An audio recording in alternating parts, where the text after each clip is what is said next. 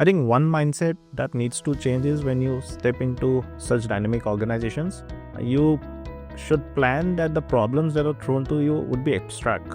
Nobody is going to really define the problem and then they would just ask you to solve it, because identifying the right problem is half answered, right?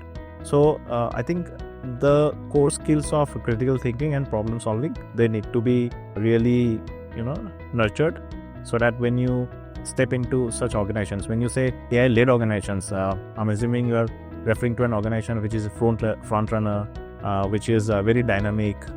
Then now with that also becomes some of the inherent challenges, like when you have AI in the organization, there would be people who support AI, there would be people who are resistant to adoption of AI.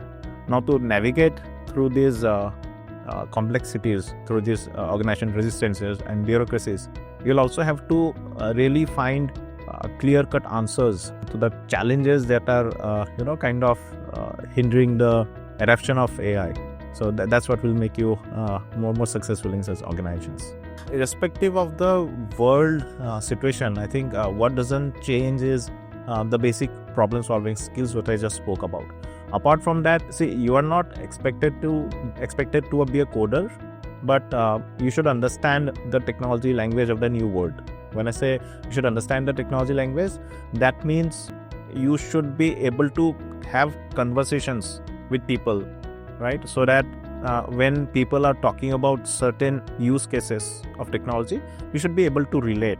When people are talking about certain technology stacks, you should have the at least caliber to go back and then read about it and understand what is really happening, because as MBA grads, you're not expected that you know the solutions beforehand and come and solve it.